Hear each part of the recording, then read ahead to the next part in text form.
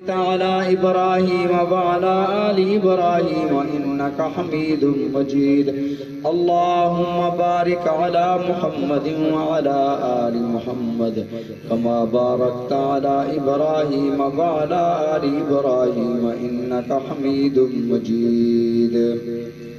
سابقہ آیت میں اللہ رب العزت نے عالم کفر کو چیلنج ارشاد فرمایا کہ اگر تمہیں قرآن مجید کے حق اور سچ ہونے پر دل میں کچھ کھٹکا ہے کہ یہ قرآن حضرت محمد الرسول اللہ صلی اللہ علیہ وسلم نے اپنی طرف سے گھڑا ہے تو پھر تم سارے جن و انس مل کر صرف اس کی ایک صورت بنا لاؤ.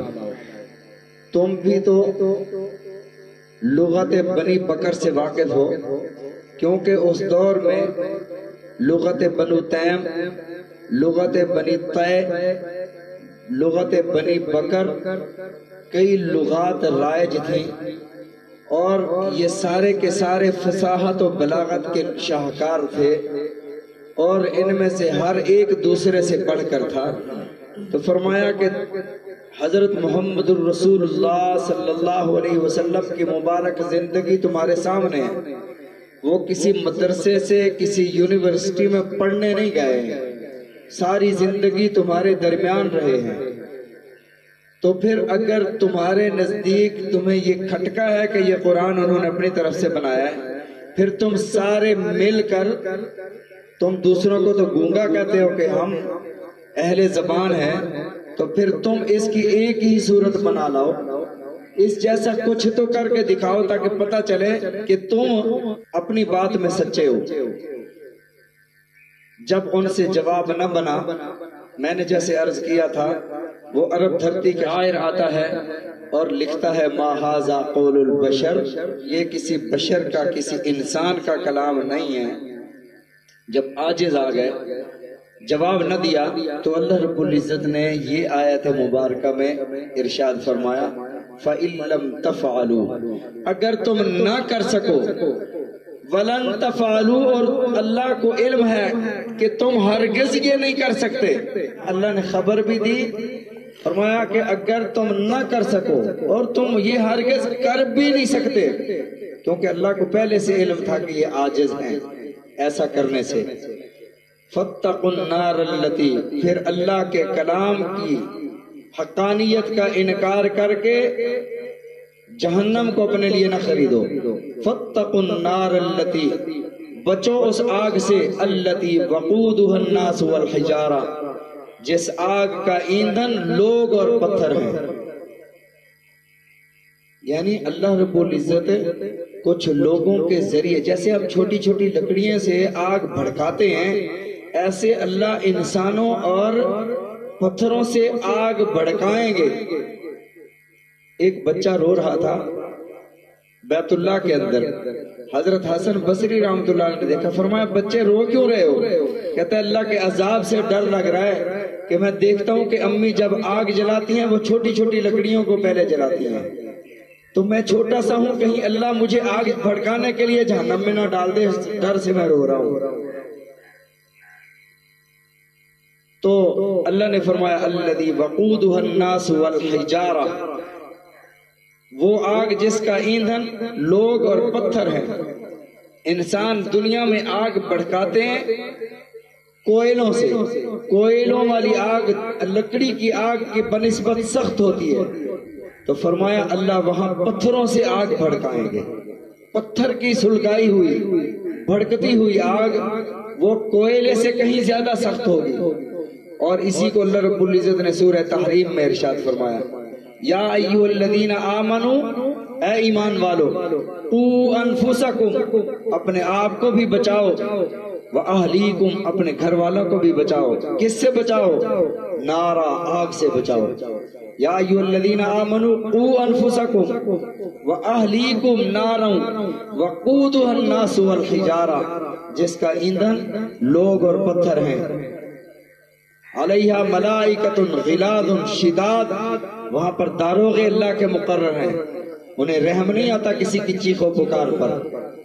دنیا میں تو ایسا ہے نا، کسی کو آپ مارو بھی صحیح، اس کی چیخ و پکار پر انسان کو رحم آ جاتا ہے، وہ اسے چھوڑ دیتا ہے کہ چیخ و پکار کر رہا ہے۔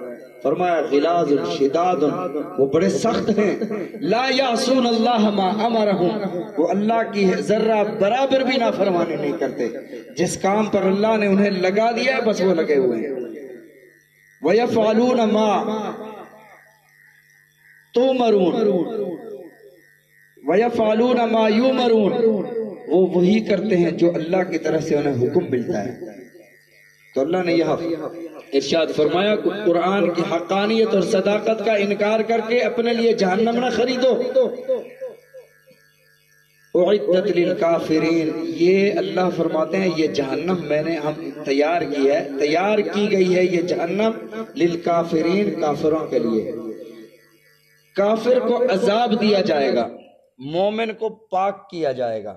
مومن اگر خدا نہ خواستہ بغیر توبہ کے اس دنیا سے چلا جاتا ہے تو اللہ اسے جہنم میں تزکیے کے لیے ڈالیں گے، عذاب کے لیے نہیں، عذاب کے لیے نہیں اللہ ڈالیں گے۔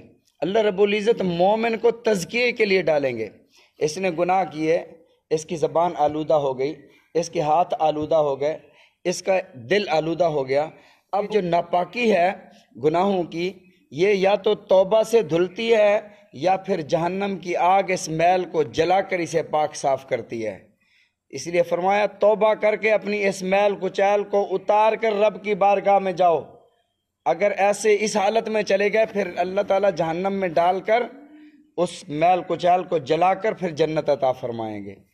تو یہ بنیادی طور پر جو اللہ نے جہنم کو بنایا ہے کافروں کے لیے، اور اس کو ارشاد فرمایا اعدت للکافرین، یہ تیار کیا گیا ہے اس کو کافروں کے لیے۔ اور جس طرح اللہ نے ترہیب لوگوں کو وعیدات سے اپنے عذاب سے ڈرایا، ایسے مومنوں کو خوشخبریاں بھی ارشاد فرمائیں۔ بشر الذین آمنوا، اور فرمایا اور اے میرے محبوب صلی اللہ علیہ وسلم آپ خوشخبری دے دیں ان لوگوں کو آمنوا جنہوں نے اللہ کو مانا، جنہوں نے رسول اللہ صلی اللہ علیہ وسلم کی نبوت اور رسالت کا اقرار کیا، آمنوا جنہوں نے رب کے سامنے کھڑے ہونے پر وہ ایمان لائے، باس بعد الموت پر ایمان لائے، انہیں آپ خوشخبری دیں۔ وعملوا الصالحات، انہیں خوشخبری دیں جنہوں نے اللہ کے فرض کردہ نماز، روزہ، حج، زکوٰۃ، بھلائی کے احکام، حلال کو حلال جانا، حرام کو حرام جانا، جو اللہ نے حلال فرمایا اسے حلال سمجھا، جو اللہ نے حرام قرار دیا اسے حرام سمجھا۔ فرمایا انہیں خوشخبری دے دیجئے ان لہم جنات تجری من تحتها الانہار، بے شک ان کے لیے باغات ہیں، بہتی ہیں ان کے نیچے سے نہریں، کلما رزقوا، جب بھی انہیں رزق دیا جائے گا، منہا اس سے، من ثمرۃ الرزق، جنت کے پھلوں میں سے، قالوا کہیں گے ھذا الذی رزقنا، یہ تو وہ رزق ہے جو ہمیں پہلے دیا گیا تھا۔ اب اس کی دو صورتیں مفسرین کرام رحمہم اللہ نے فرمائیں۔ پہلے دیا گیا تھا، ایک دفعہ پھل لائے جائیں گے جنتی کے سامنے، وہ جب پھل کھائے گا پھر دوبارہ اسی طرح کے پھل لائے جائیں گے، اسی شکل کے، اسی شکل کے، تو وہ جنتی کہیں گے کہ یار یہ تو پہلے بھی آئے تھے، جب کھائے گا تو اس کا ذائقہ مختلف ہوگا، ایک تفسیر۔ دوسرا فرمایا کہ جنتی کہے گا کہ یار یہ پھل تو ہم نے دنیا میں کھائے ہوئے تھے، یہ تو اسی طرح کے ہیں۔ تو اللہ فرمائیں گے کہ یہ اسی طرح کے ہیں لیکن وہ نہیں ہیں، کیونکہ جنت کی نعمتوں کے بارے میں رسول اللہ صلی اللہ علیہ وسلم نے ارشاد فرمایا جنت کی نعمتیں وہ ہیں نہ کسی آنکھ نے نہ دیکھی، نہ کسی کان نے سنی، نہ کسی دل نے سوچا کہ وہ جنت کی نعمتیں کیسے ہیں۔ تو فرمایا کہ وَأُتُوا بِهِ مُتَشَابِهًا، اور لایا جائے گا اس کے مشابہ پھل، وَلَهُمْ فِيهَا أَزْوَاجٌ مُطَهَّرَةٌ، اور ان کے لیے اس میں جنت میں ازواج جوڑے ہوں گے۔ مفسرین کرام رحمہم اللہ یہاں پر ازواج کا معنی بیویاں کر دیتے ہیں، اور وہ جو اشکالات اور اعتراضات ہیں نا کہ مرد کو تو بیویاں ملیں گی، عورتوں کو کیا ملے گا؟ اگر کوئی کنواری عورت فوت ہو گئی، لڑکی فوت ہو گئی، اس کو کیا ملے گا؟ یا کوئی ایسی عورت دنیا میں 2 شوہر جس نے کیے ہیں، ایک فوت ہو گیا پھر اس نے دوسرے سے شادی کی، تو اس کو کون سا شوہر ملے گا؟ اگر ہم اس کا معنی بیویاں نہ کریں، جوڑا کر دیں، تو پھر اشکال اور اعتراض نہیں رہتا، کیونکہ ہر عورت کو وہاں اس کے جوڑ کا خامد ملے گا اور ہر مرد کو اس کے جوڑ کی بیوی ملے گی۔ ایک ویڈیو وائرل تھی ایک عورت مفتی صاحب سے، مولانا صاحب سے سوال کر رہی تھی، جنت کی باتیں کرتے، جو عورتیں ملیں گی، 72 حوریں ملیں گی، تو یہ 72 حوریں مردوں کو ملے گی، عورتوں کو کیا ملے گا؟ کیا عورتوں کے لیے کوئی لائبریری، عورتوں کے لیے کوئی شاپنگ مال، عورتوں کے لیے کوئی بیوٹی پارلر، کیا ہے عورتوں کے لیے جنت میں؟ سب کچھ جنت تمہارے لیے ہے۔ اب مفتی صاحب فرماتے ہیں کہ عورتیں جنت کی سردار ہوں گی۔ اس نے کہا سرداری ہم کیا کریں گے؟ ہمیں کچھ جنت میں بتاؤ نا، ہمارے لیے کیا ہے؟ تو اگر اس کا معنی یوں کر دیتے وَلَهُمْ فِيهَا أَزْوَاجٌ، وہاں عورتوں کے لیے اور مردوں کے لیے جوڑے ہوں گے۔ اللہ تعالیٰ نے جنت کی جو نعمتیں ہیں نا، ان کو صرف سمجھانے کے لیے تھوڑی تھوڑی بات ارشاد فرمائی ہے۔ پوری جنت کی نعمتوں کو کوئی سمجھ ہی نہیں سکتا اس دنیا میں رہ کر۔ مثال اس کی یہ ہے، ایک ماں کے پیٹ میں بچہ ہو اور ابھی وہ ماں کے پیٹ میں ہے، اس کو عقل و شعور کا ادراک دے کر اس کو اس دنیا کی ساری نعمتیں سمجھائی جائیں تو اس کو سمجھ نہیں آ سکتی کہ جی اتنا بڑا جہان ہے، یوں ستارے ہیں، یوں کھانا پینا ہے، یوں دوڑنا پھاگنا پھرنا ہے۔ وہ کہے گا یہ کیا معاملہ ہے؟ اس کی مثال اس طرح ہے، دریا کا مینڈک گر گیا کنویں کے اندر۔ اب کنویں کے اندر جب گرا تو کنویں میں پہلے سے ایک مینڈک موجود تھا۔ اس مینڈک نے پوچھا جی آپ کہاں سے آئے ہو، کتنے بڑے پانی سے؟ اس نے کہا جی بہت بڑے پانی سے آیا ہوں، بہت بڑے پانی سے۔ تو اس نے ایک دائرہ بنایا کہ اتنے بڑے پانی سے؟ اس نے کہا نہیں، اس سے بھی بڑے پانی سے۔ پھر اس نے اور دائرہ وسیع کیا، اتنے بڑے پانی سے نہیں، اس سے بھی بڑے سے۔ پھر اس نے ساری منڈیر کے آس پاس چکر لگا، اتنے بڑے پانی سے۔ اس نے کہا جی اس سے بھی بڑا تھا پانی وہ۔ تو وہ جو کنویں والا مینڈک تھا اس نے کہا جی اس سے تو بڑا ہو ہی نہیں سکتا نا، کیونکہ اس نے وہی پانی دیکھا ہوا تھا۔ اب ہم نے تو یہ دنیا دیکھی ہے نا، ہم کہتے ہیں کہ اس دنیا سے بڑی کوئی دنیا ہو ہی نہیں سکتی۔ ماں کے پیٹ میں بچہ ہے، وہ سمجھے گا کہ بس دنیا یہی ہے، اس سے بڑا تو جہان ہو نہیں سکتا۔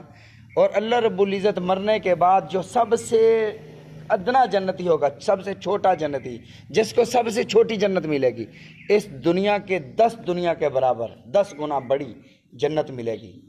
انسان کھانا پینا چاہتا ہے، کھانا پینے کو اچھا سمجھتا ہے، تو اللہ تعالیٰ نے وہاں کے کھانے پینے کا ذکر فرمایا کہ وہاں مشروب ہوں گے، وہاں پر شراب طہورا ہوگی، وہاں پر بھنے ہوئے گوشت ہوں گے۔ کھانے پینے کو جو پسند کرتا ہے تو انسان کو اس نعمت کے بارے میں تھوڑا سا آگاہ کیا گیا کہ ایسے ایسے انسان وہاں اس طرح کھائے گا۔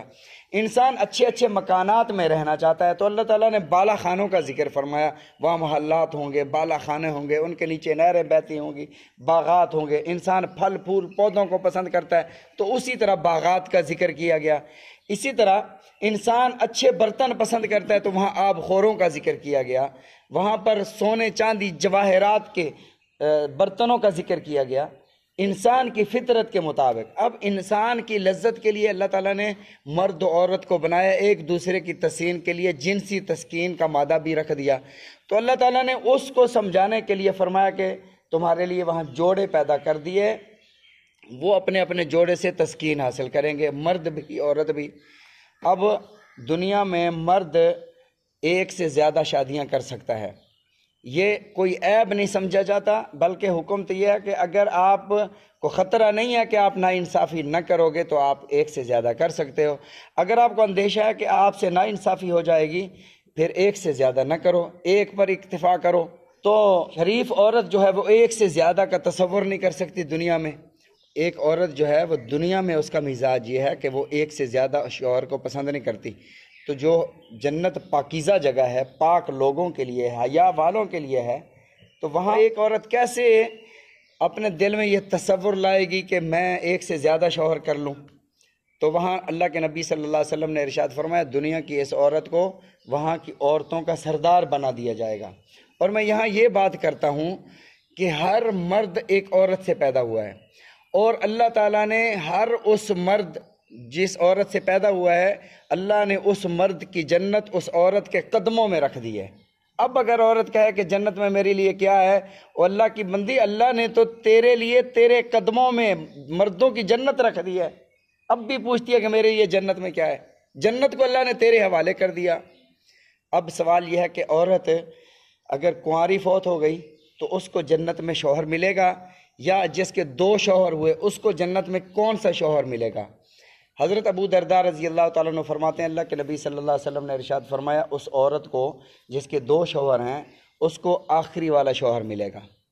دوسری روایت حضرت بی بی فاطمہ الزہرا رضی اللہ تعالیٰ عنہ سے فرماتی ہیں کہ اللہ کے نبی صلی اللہ علیہ وسلم نے ارشاد فرمایا، یہ عورت دنیا میں جس شوہر سے خوش تھی اس کو اختیار دیا جائے گا جس کو چاہے جس کے ساتھ رہ لے، اور جو کنواری عورت فوت ہو گئی تو یا تو اللہ تعالیٰ اس کا نکاح کسی شہید سے فرما دیں گے، یا پھر اللہ تعالیٰ جنت میں کوئی جنتی مرد پیدا فرما دیں گے اور اس سے اس کا نکاح کر دیا جائے گا۔